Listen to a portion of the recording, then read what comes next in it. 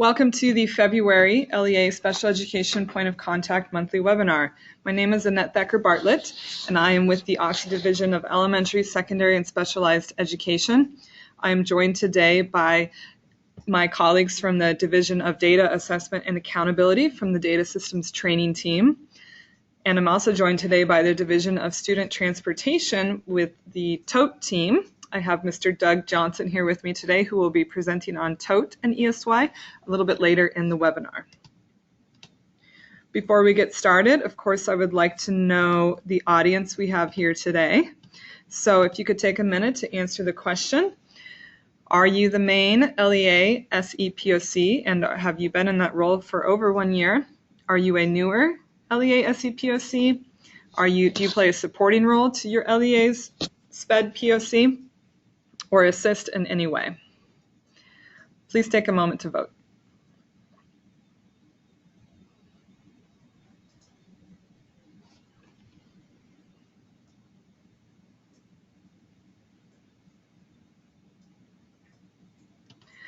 Great, thank you. It looks like half of you are experienced POCs and the rest of you are either new or help the POC. So thank you for joining us again today. Today's focus is on ESY, but we also have a few other topics that we're going to throw in there. For example, there's a new secondary transition planning report that I'm going to showcase to you briefly towards the end of the webinar, so get excited for that. We're going to start by talking about the ESY certification process for 2017, and then we're going to just give you a refresher on how you determine if a student is eligible for ESY, how you document that decision in SEDS, and then I will turn it over to our TOTE team to show you what you need to do to get ready for ESY this year.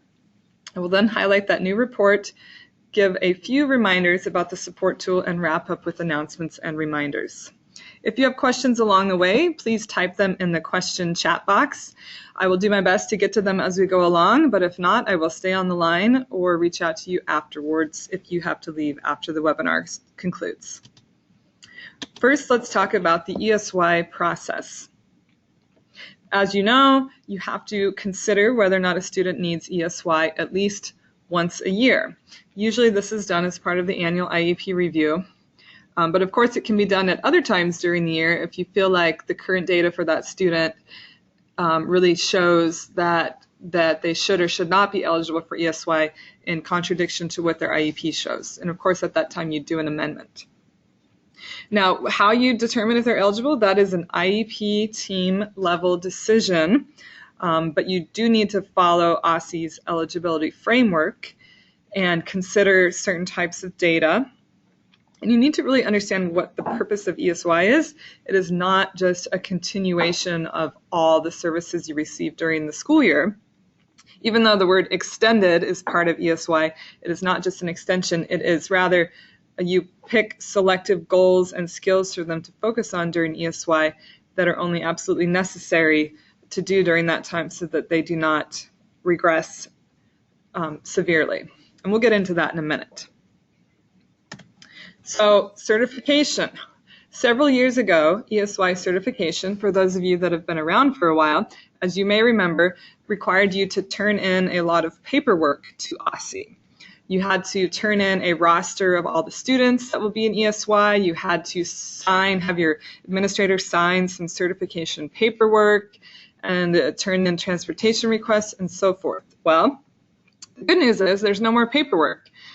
Certification does not mean that you turn in any certain papers or rosters or you don't sign anything. Rather, certification is just making sure everything is updated in the systems, which I will talk about in a minute.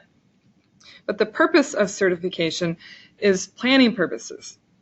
You as an LEA, you have to plan ahead, of course. Who's going to show up and teach ESY in the summer? What building are you going to have it at, or multiple sites?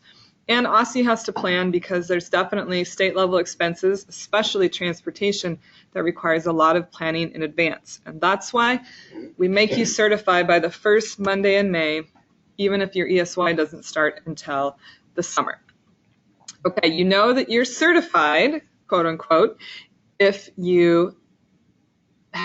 every student has a finalized and current IEP in SEDS that shows their correct ESY eligibility status. So that just, you do what you need to do in SEDS, which hopefully you're already doing.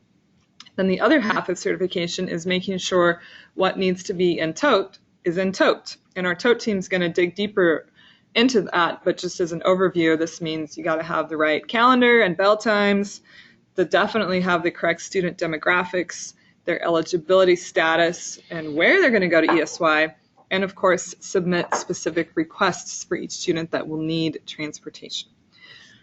So first Monday in May this year happens to be on May 1st. So mark that in your calendars with a big red star. And of course, we encourage you to get these things done before May 1st. May 1st is the deadline. Okay, so how do you determine if a student is eligible for ESY? Well, you look at data, of course. This is not a surprise. I've put in here some of the language that I pulled out of our OSSE state level ESY policy. And what you need to ask yourselves is for the student, what is the likely impact of a break in service on educational benefit?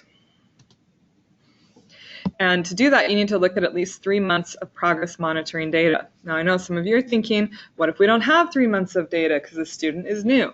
Well, in that case, just use what you have. And that might mean you wait to consider if they need ESY until March or April. And then you might have to do an IEP amendment at that time if they've already had their annual IEP meeting. But we just want to make sure that it's based on current data that shows the impact of a break on their progress.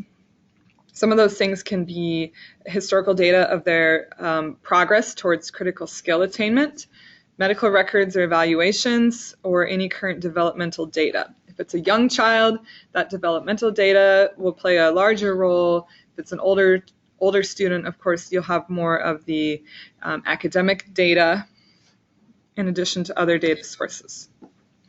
So one of the handouts available to you that you can download from your menu bar is the ESY eligibility worksheet. This worksheet should look very familiar to you because you use this in every single IEP meeting. This has been around for several years and it is available in SEDS. You download it straight from the ESY page in the IEP process. And I want to go through the Criterion with you. And as we're going through this, I know that you know what this is, but I want you to think about your staff, all of your members of the IEP teams for all of your students with disabilities. Does each person on the IEP team, are they each familiar enough with what qualifies a student for ESY enough that they can make the right decision together in each IEP meeting? So what I'm going to go through in the next few slides, please don't tune out if you already know it. Rather, I want you to think, how can I teach this to my staff? You are the one we are relying on to train everybody else in your entire LEA, or you can get other people to help you if you're a big LEA, to be able to make these decisions appropriately. And nothing that I'm going to say is new for this year. Our policy still is in existence from the last several years. And this worksheet does need to be done for every child. Now, you might not fill out the entire worksheet. You might stop after the first criterion if they are definitely not eligible, but you do need to have this worksheet for every child to prove that you have considered ESY, according to the law, at least once annually. Criterion number 1. What will be the impact of a break in service on critical skills? Well, what is a critical skill? It's any kind of skill that's essential to their overall educational progress. This can be really obvious things like academic skills. I would definitely say reading is a skill that is essential to their educational progress. You can also have non-academic skills that still directly impact their education. Now, a critical skill for a 5-year-old is definitely going to look different than a critical skill for a 16-year-old. So we leave that up to your IEP teams, obviously, who know the student and the appropriate grade level standards to think about critical skills. So for criterion number 1, you ask yourself as an IEP team, will one or more of their skills be jeopardized by a break in service? So here I have an example of a student. They looked at the critical skills of math, reading, and speech. And they looked at the December holiday break to gather a little bit of data, sort of as a trial run, to see how the student did with the 2-week break. So after the 2-week break, they noticed he's still making steady progress in math and speech goals, even though he has not achieved mastery. However, his reading levels, particularly in phonics, dropped far below his pre-break levels. Before Christmas, he was at 80% accuracy, and now after Christmas, it dropped all the way to 45%. That's a huge decline in just 2 weeks. So for criterion number 1, the team definitely says yes. And so now they're going to continue to criterion number 2.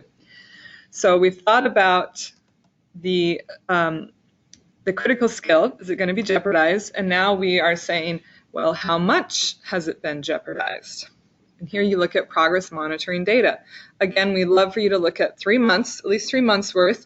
If you don't have that, just use what you have. And then a few months from now, think about the student again, reconsider the student, and think about if you might need to change their ESY status or not. So we're looking for trends, a performance trend. Are they trending towards their goal or away from their goal? Regression, we all know what regression is. We all have regression. You go on vacation, as a teacher, you go on summer vacation, you come back to school in August, you're like, wait a minute, what am I doing? We all experience regression. It is very natural. But what we're looking for with ESY is extraordinary regression, like very, very unnatural, very significant regression in a skill that they either had previously attained or partially attained, otherwise called an emerging critical skill. Like maybe they were just on the brink of mastering that skill, and then they totally backslid over a break. So you're looking at that data to see, is there a likelihood of significant regression? Is a child going to have to relearn the skill in its entirety to the detriment of their progress? Or is it just natural regression? Is there just a little bit of, you got to have a little refresher after holiday break? All teachers know every August you have to refresh on what everyone learned last year, because regression is natural. So please help your IEP teams understand that there's a difference between natural regression after a break and significant regression for a student with a disability on a particular skill that's very detrimental. So we're looking at Antonio. Here's his worksheet again. We talked about his math skill, which dropped very sharply in just 2 weeks over the break. And he's definitely trending away from his IEP reading goals. Now it's March, and he's finally back to 80% consistently. And he's on the verge of mastering his phonics skills, which is one of the goals on his IEP. So he's almost there. He had huge backsliding in December. They've had to work really hard with him to get him back on track, and he's almost there. It's an emerging skill set for phonics. And if you remember, back in the first criterion, they determined that for math and speech, he was making steady progress in those goals. So they're no longer thinking about math and speech because they're not concerned about those. So with criterion 2, now they're just focusing in on the critical skill of reading that they are concerned about. And the last criterion, number 3, is the time for recoupment. As we talked about, regression is very natural. Every student needs time to recoup the skills that they had learned before the break, before the summer break, before the December break, even before a long weekend. You come back Monday morning. For a lot of kids, you got to do a little refresher. But for a student that needs ESY, we are looking for extraordinary time for recoupment. Is it taking them a really long time to get back to where they were before the break? Do they need very intensive help getting there? If a student with a disability can recoup in a normal amount of time, they do not need ESY. So here we are back to Antonio. Is it taking extraordinary recoupment time when you think about just normal expectations for acquiring skills and making progress during the year? So Antonio, it's March, he finally got back to 80%. It's taken him a very long time from that break in December to finally bounce back. I would say that's pretty extraordinary recoupment time if it's taking until March to bounce back from a backslide in December. So as past history shows, he also hasn't moved up a grade level in reading for 2 years. So this team, IEP team, based on the Criterion, they have determined that Antonio will need ESY, but only for reading, not for math and speech. Again, ESY, you just pick and choose the specific goals and skills that truly need this extra attention over a break. You do not just continue the entire IEP services. Okay, so as an IEP team, just here's a few helpful discussion questions that can help you make a good decision. You can ask yourself, without ESY, would the child still benefit from and make adequate progress related to their goals during the school year? Without ESY, is there a likelihood the child might need a more restrictive placement? Is there any children whose ESY needs have changed since the annual IEP review? So for example, on their IEP, it could say they do need ESY, but maybe they've made tremendous progress and those critical skills are no longer in jeopardy. In that case, you would need to amend the IEP before May 1st. Then there are children, young children, who are starting with IEPs maybe when they are 3, 4, or 5 years old, and they might be enrolled in your LEA before school starts. They might need ESY in the summer before they start the regular school with you in August. So even though the school year has not officially started, if they come to you as a new student in June or July, you need to consider whether or not they need ESY in those few months before school actually starts. Additional resources can be found on the OSSE website here. We have our policy from 2011, and we have an FAQ to go with the policy from 2012. Okay, now let's just talk briefly about how to document your ESY decisions in SEDS. Before we do that, let me just take a look at the questions coming in. I see some excellent questions. Some of these I will address at the end of the webinar so that we can keep things moving. So I do have a good question coming in, is that there's an issue where, what about students whose IEP meetings are held in August through October? Before you can get 3 months of current data on a student, especially if it's a new student. It is very hard to make that decision during the IEP meeting. And you know, a few years ago, OSSE used to have an option in SEDS where if it asks you if a student is eligible for ESY, you could either say yes, no, or to be determined. Because it is true, you don't know well enough in the fall whether or not a student's going to need ESY in the spring. That is true. But what we found is lots of people were marking TBD and then they would not go back and remember to change it later with an amendment in the spring. So now now we force you to make a decision. Maybe force is the wrong word. We ask you and want you to document. We want you to make the decision during the IEP annual meeting, even if it is September. Just make the best decision you can with the data you have about the student, historical data, or maybe you don't even have that much. If you don't even have that much, you might as well just say no, they don't need it if you don't have any proof that they do need it. And then as the year goes on, in March or April, just maybe have that student's name on a list or something where you just go back and then reflect on that student and say, okay, now it's March or April. What do we know about the student now? Do you think we need to amend their IEP? And just have that conversation. Just take that moment to think about the student now that you've had him or her for several months. So it is hard to make the decision in the fall, but just do the best you can. And the amendment can be a quick, easy amendment. You do not have to have a meeting.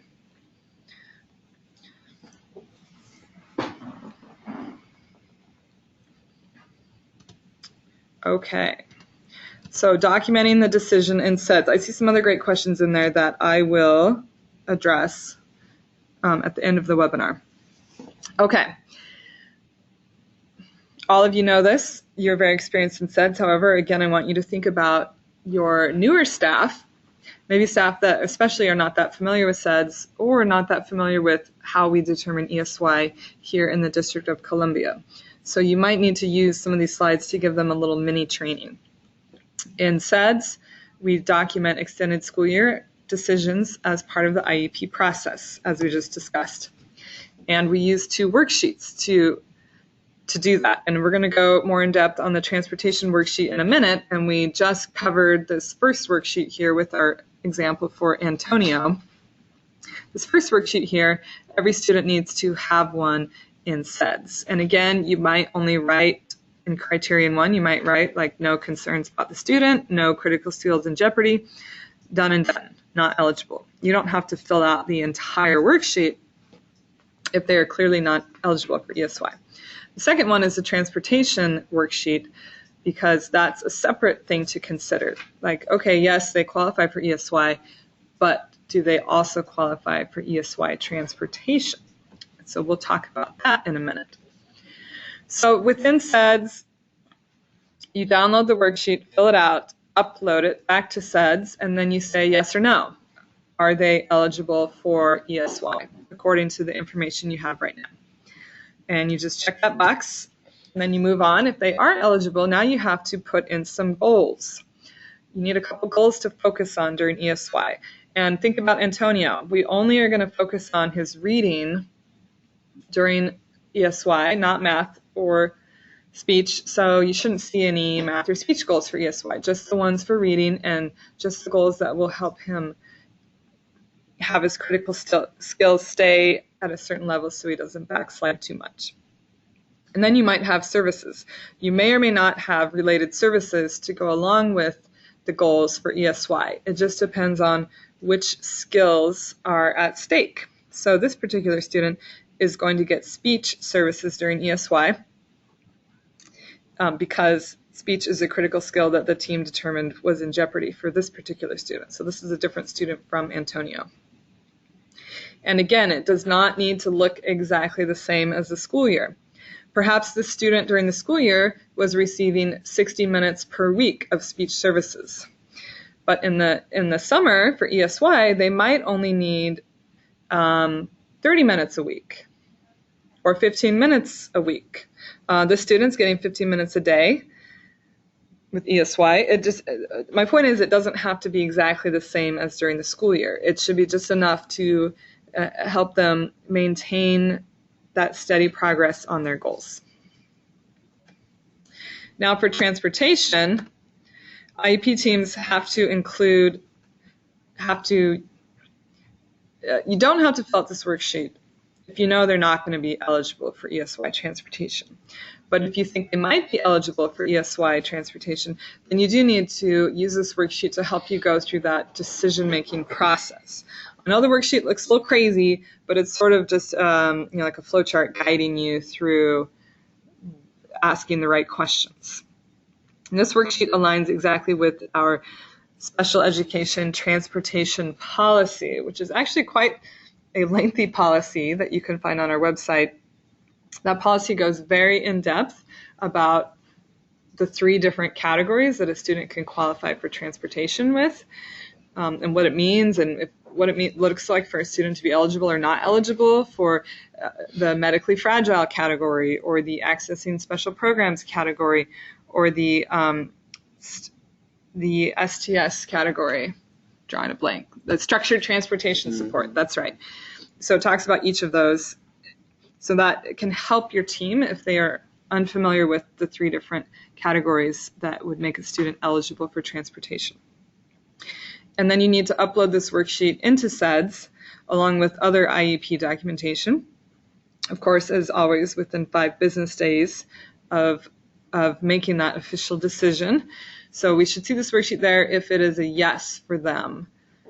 And if it's and this worksheet we also should see if even if it ends up being a no, but it was sort of like an in-depth process to determine whether or not they qualify for transportation. This worksheet, even if it leads to a no, can be used later to show the decision-making process of the IEP team in case it ever comes into question why you said that they are not eligible for transportation.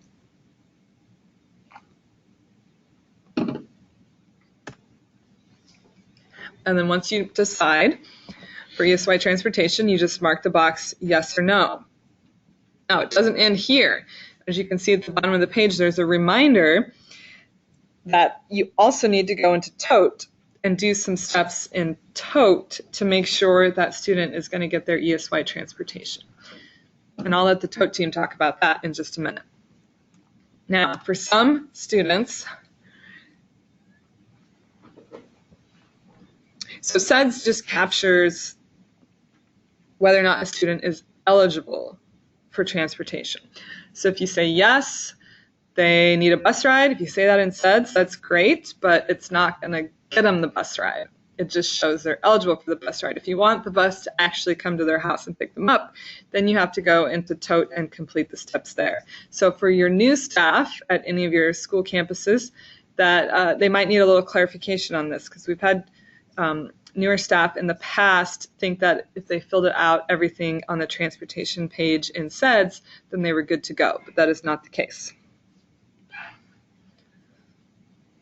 And now SEDS was updated a few years ago so that if you said, yes, they do need transportation, then their school year transportation information will pre-populate the page just to make it easy, because it is highly likely that if they are already receiving a bus ride during the regular school year to their school, and now they're going to go to ESY at the same location, it's highly likely it's going to be the same reasons why they're going to need that bus ride for ESY, just like they did during the school year. However, there are cases where the reasons, or whether or not they get a bus ride during the school year versus ESY, there are cases where it's different.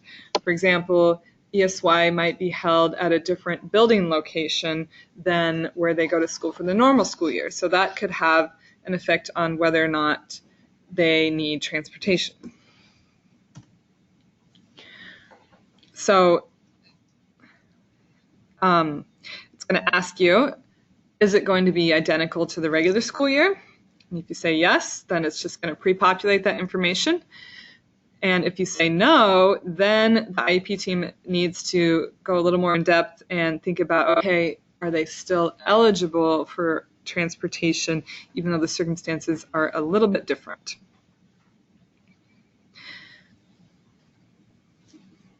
And again, let's talk about the independent student drop-off, because we have issues with this all the time.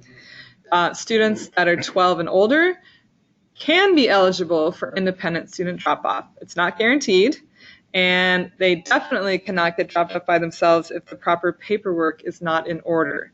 So please, please, please train your staff and your LEAs on everything they need to do to make sure a student is approved for independent drop-off. Now, first of all, you have to be eligible for transportation, and that has to be documented in the IEP.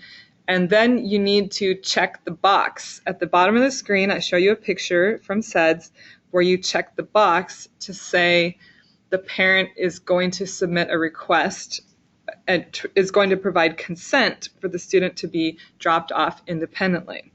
Now, for that to happen, there's a form they need to fill out. Now, it's kind of tricky because you download the form from inside of SEDS, but then you upload it in TOTE. You don't put it back into SEDS. You get it from SEDS, then you put it into TOTE. So that can be a little tricky, so please provide this training. Now, some of you will have circumstances where the student is like 15 years old, and for some reason this option is not popping up in SEDS. That's because they are qualify for transportation under a category that does not allow for independent drop-off. You can only get independent drop-off if your eligibility category is accessing special programs. If you are in the category of medically fragile or structured transportation support because safety is a concern and that's why you get transportation, then of course we're not going to let you get dropped off by yourself. So if anyone is having issues where they say, you know, I can't see the independent drop-off, the parent wants to sign it, blah, blah, blah, you need to look and see what category they're eligible under. It is only accessing special programs. And then the parent will need to sign the form, and then your TOTE coordinator, that might be you, it might be your colleague, needs to upload it in the proper place in TOTE. And check this little box. If the box isn't checked, it's not going to work either. You'd be surprised what can happen when you don't check that little box right there. Then the bus driver can't drop the kid off, and they have to take the kid to the place where they take the kids when you can't drop them off, CFSA. And then the parent's like, why didn't you drop them? Anyway, I'm preaching to the choir here. You know how it is. Anyway, please train your staff to check this box if it's appropriate.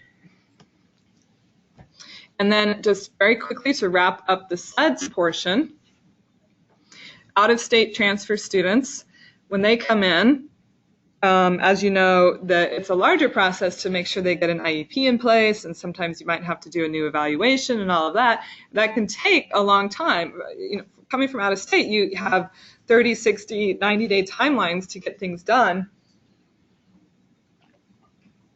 But ESY is one of those things that if it's May or June and they need ESY, that's something you have to figure out faster than waiting 90 days to figure everything else out.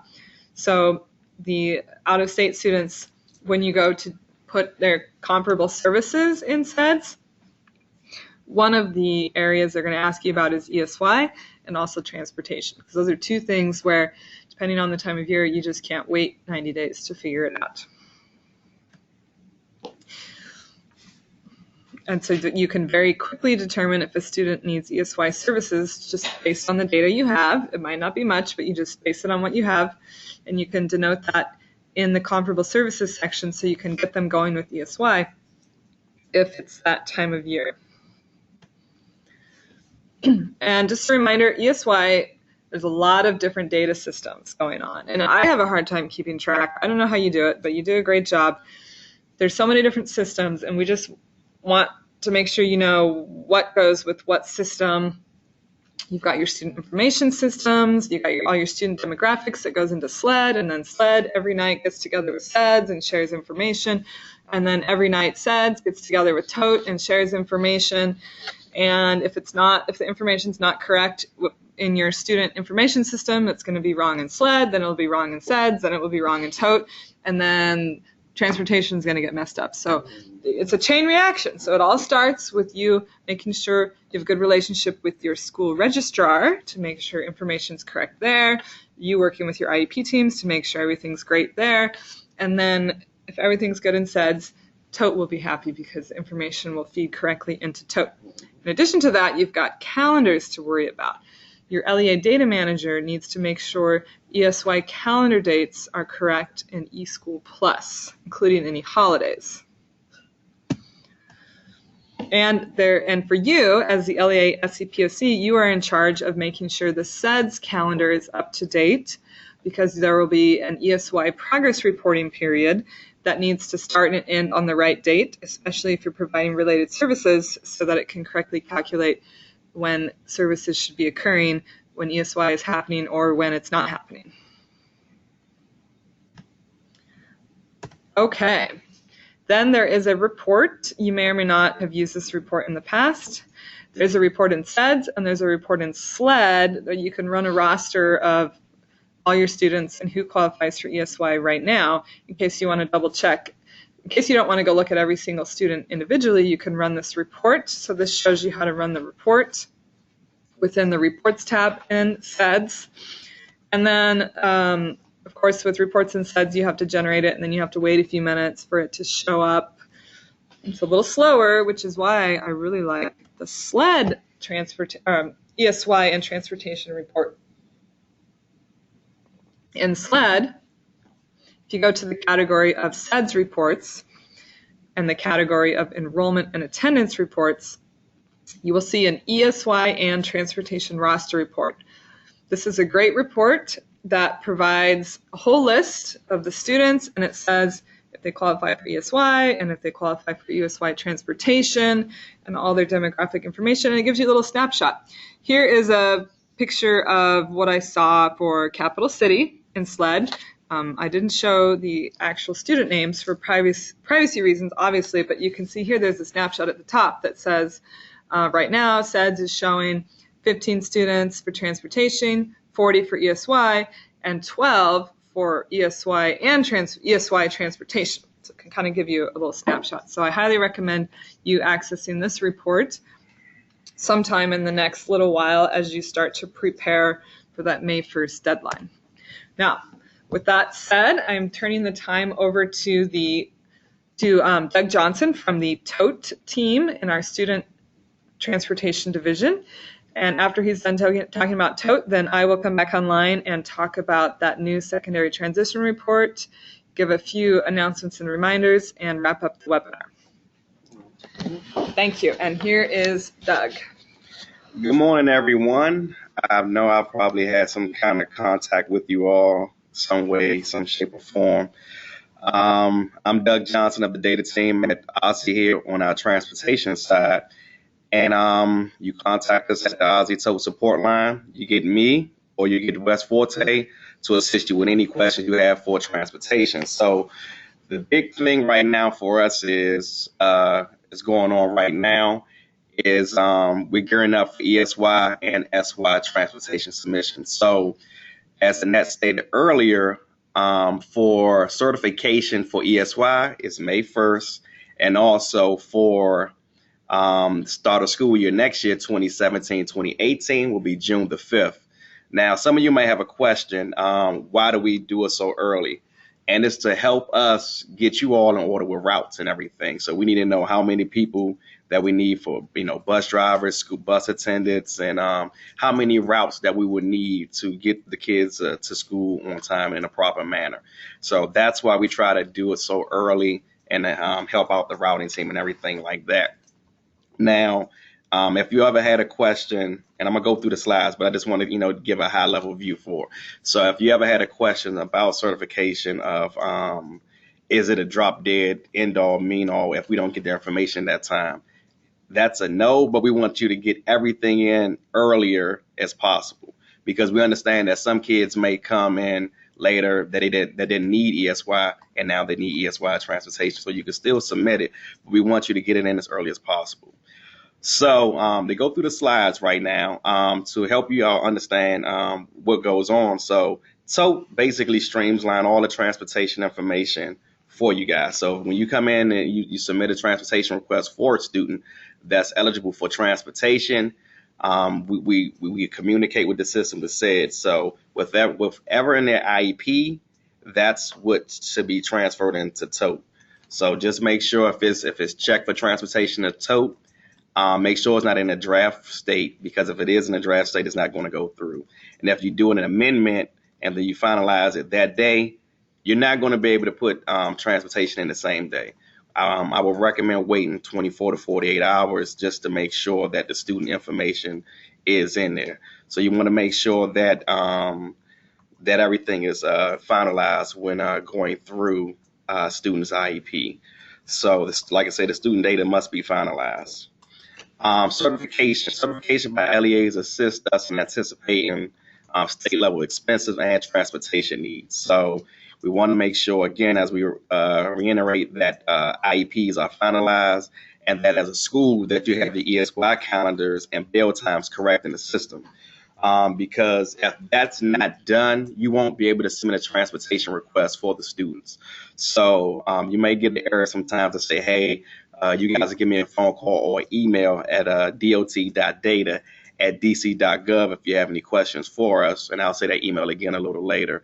But if you have any issues with submitting new transportation requests for ESY 2017 or SY 2017-2018, and you're not able to submit a transportation request for a student, it may be because you didn't submit a calendar for your school.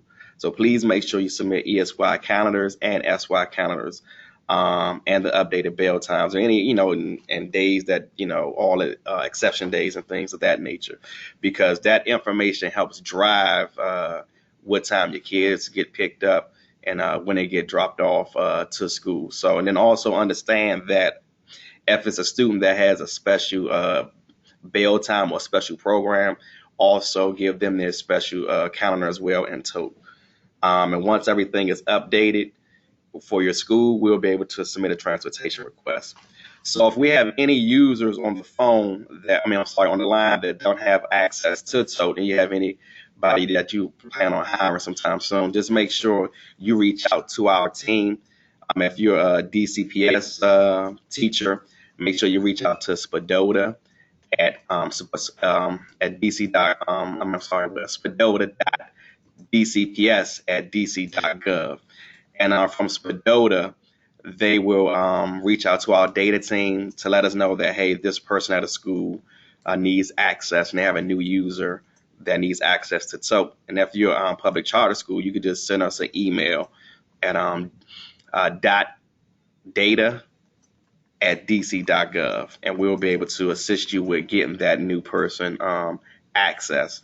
And to let you know that we will be having training sessions soon, so we'll be sending out that information as well. If you just need a refresher with TOTE, and if you have any new users that never dealt with TOTE, we'll be having training sessions soon. So we'll send out that information sooner. So just be on the lookout for that, okay? So with the new users, when you have a new user, you must register with QuickBase. So a lot of people, sometimes we get calls where people say, well, we forget our username. So always remember that your username will be the email address that you use to register for QuickBase. We won't have any password information. That's your information. So you will just make sure you store it somewhere so you can remember it. So always remember that your username will be your email address that you use to register for QuickBase.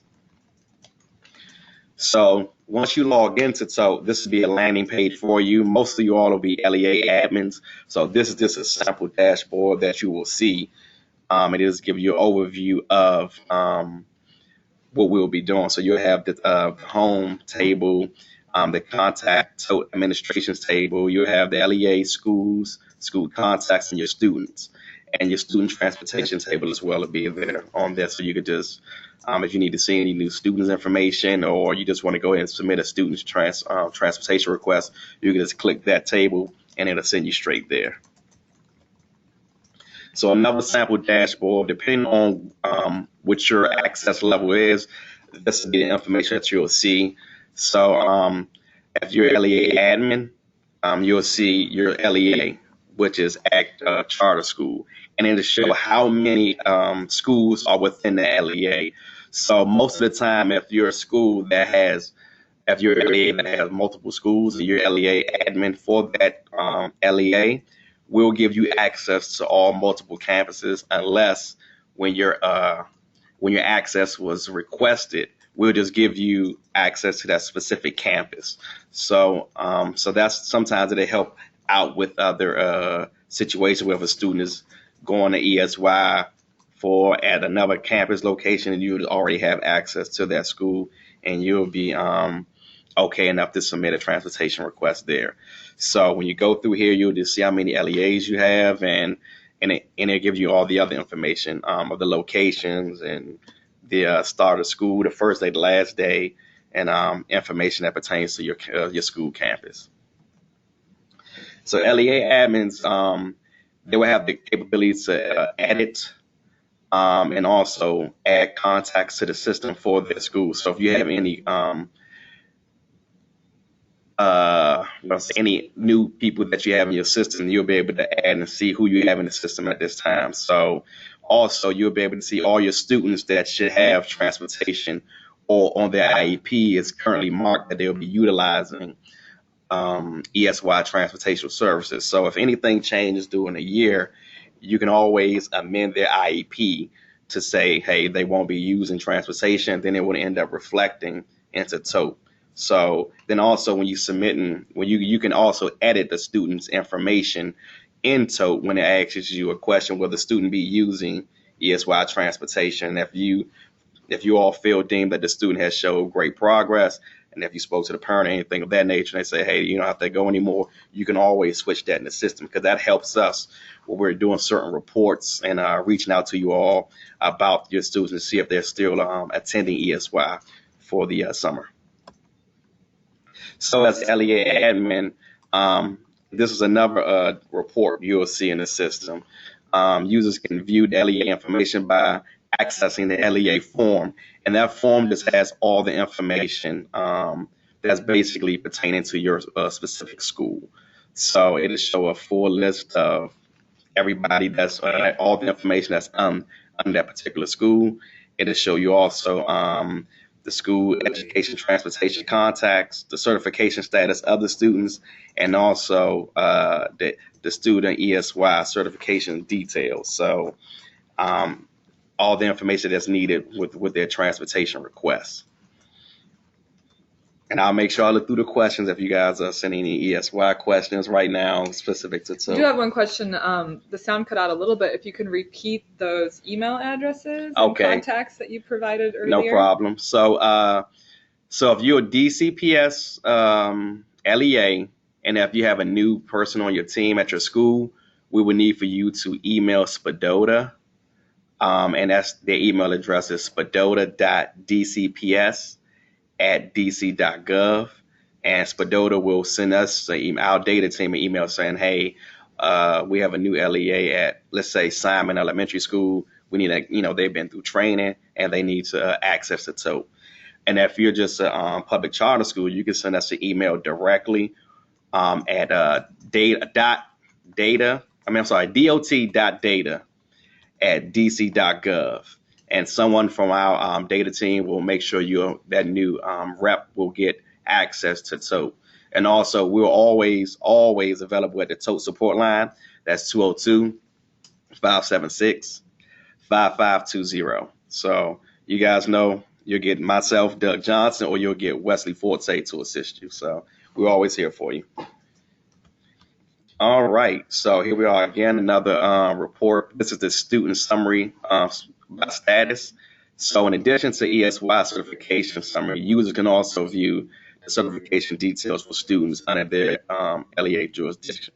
So this is a full report used by certified students for ESY 2017. So you'll see all the information right here under that specific report. Right now, we're configuring the system. So when we send out the email saying, hey, LEAs, we're up and running. TOTE is ready for you to submit all the transportation requests you have right now normally for the students that will utilize transportation for ESY 2017 and SY 2017-2018. You can start submitting those transportation requests at that time. So the reports will be updated and you'll see all the updated information for your school. So also your school administration. So users can also view, edit the following school information by accessing the school information form. That's ESY programs, special education transportation contacts, meaning like the parents or whoever they have in the system as their contact person. School calendar and bail times, and you can also configure bail times for multiple programs. But just remember this, if users need to update any address information for the school or any like number changes, if you have a principal change or anything of that nature, please contact OSSE's Division of Data Management. Now, data management team, they will send you an EMI form. In that EMI form, you will put any updated information in there for your school. So if the school so happen to change addresses or you have a new principal, or if you're looking through your system, this person that was the principal is no longer the principal and we haven't updated that information in the system, then you will send an email to the Division of Data Management at OSSE.leadata@dc.gov. Again, that email address for the Division of Data Management is OSSE.leadata@dc.gov. And they'll make sure that all the communicated systems will have the right information in their systems for your school. So again, I'm gonna say it one more time: is the Division of Data Management, and their email address is OSSE.leadata@dc.gov. And we'll be able to, once they send us information, you'll see the reflection of the new information that you have in the system. So here's a reminder for certification deadlines. So again, May the 1st is ESY, and June the 5th is SY. So please submit your calendars and any other information that you will have to make sure you're certified, and also just check with your students' IEPs to make sure everything is updated. And as always, we'll be available at the TOTE support line at 202-576-5520 if you ever need us for anything. So we're always here for you.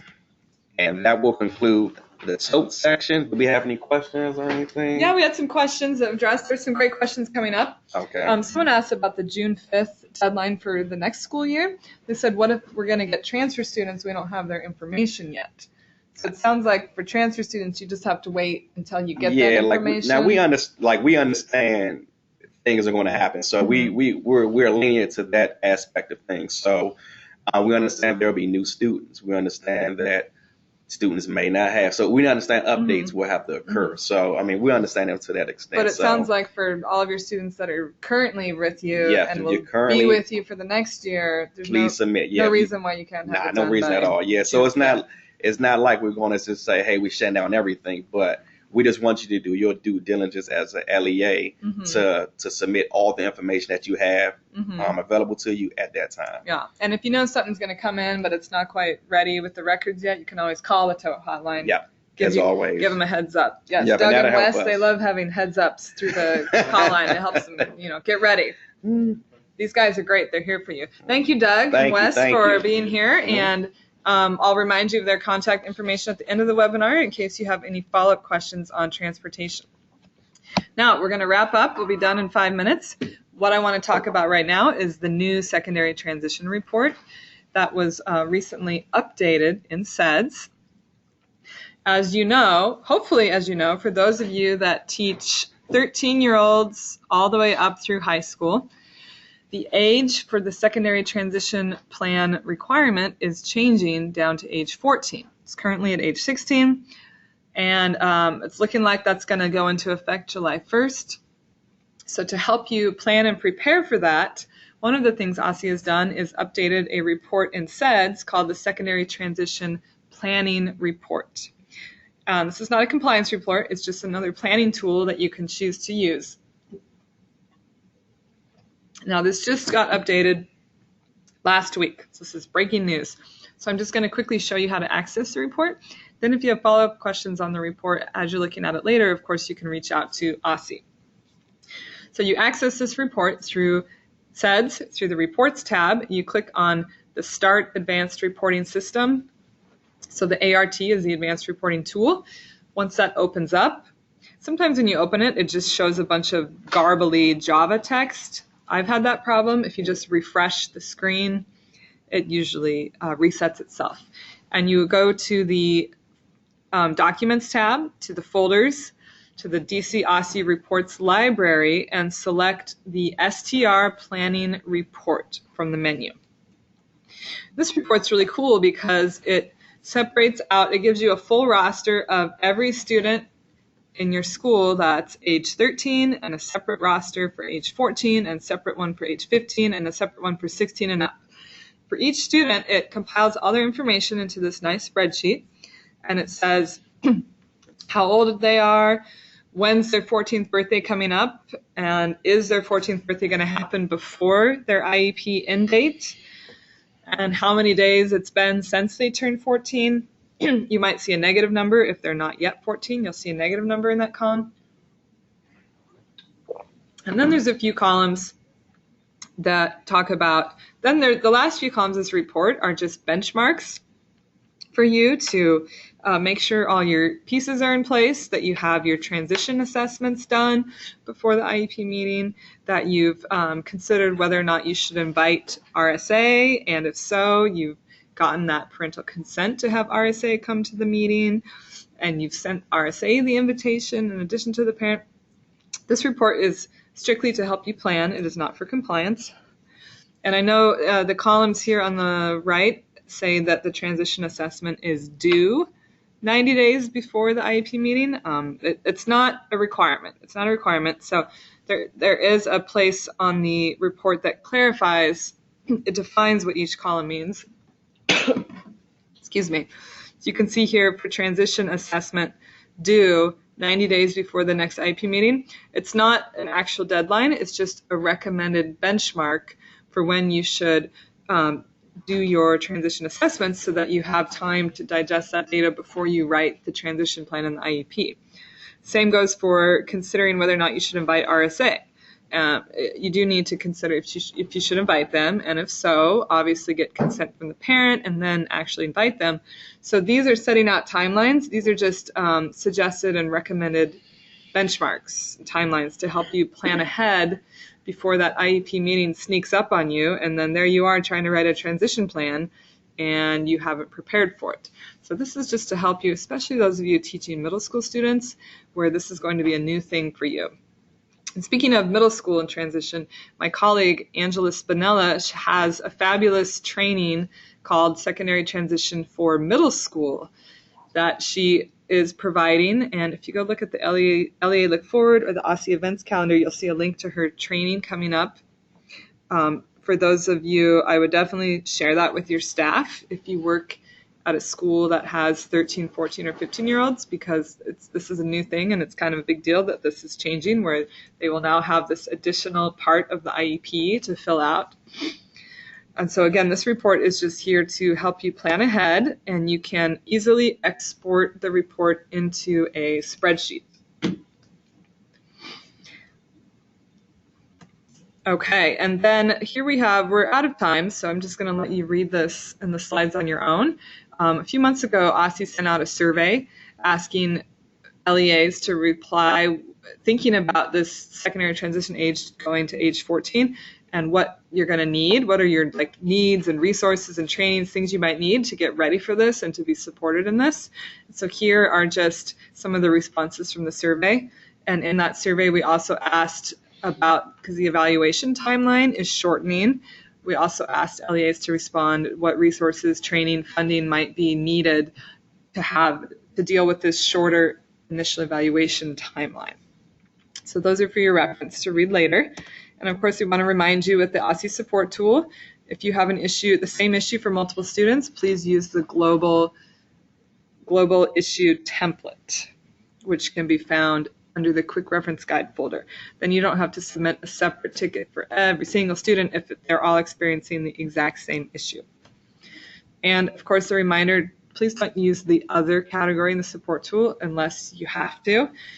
We want you to choose an issue type, and then once you choose the issue type, you might see, for example, under enrollment, if you choose enrollment, it opens up the subcategory menu with lots of options about issues in SEDS or records transfers, things like that.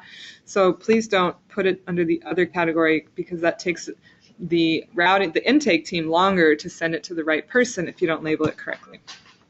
Here's some examples of when you should not use the other category.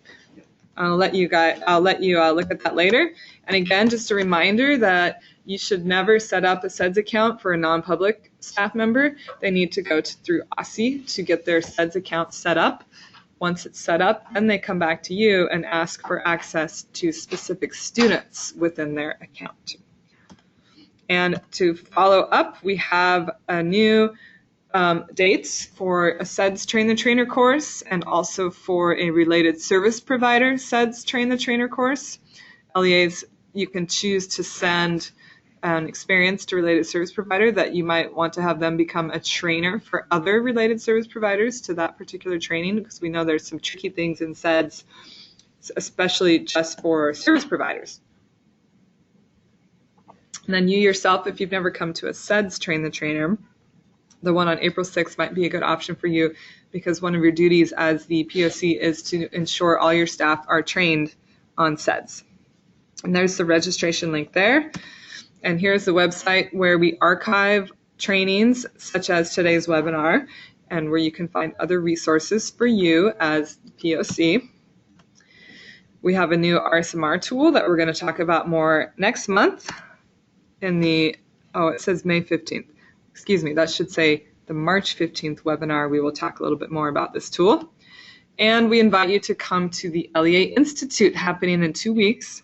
This institute is all about ESSA, the Every Student Succeeds Act that Obama signed a year ago, that is going into effect this coming school year. if you are in any way involved in leadership decision making about resources and like your school plan for, then we definitely would love to have you. Or even if you're just curious about OSSE's state plan for ESSA, because the federal government's requiring every state to come up with their own plan for every student succeeds. If you want to learn about it, give feedback on it, we'd love to have you come to this event. And of course, free lunch and free parking. Here's our training calendar, and we are done. If you have a minute to stick around, we would love for you to take this survey, just very quick poll questions. So please take a moment to vote. And again, the webinar is over. We appreciate you coming today. The recording will be posted later this week on the website that I showed you, and we will send a follow-up email to all LEA SE POCs. Thank you for coming, and thank you for answering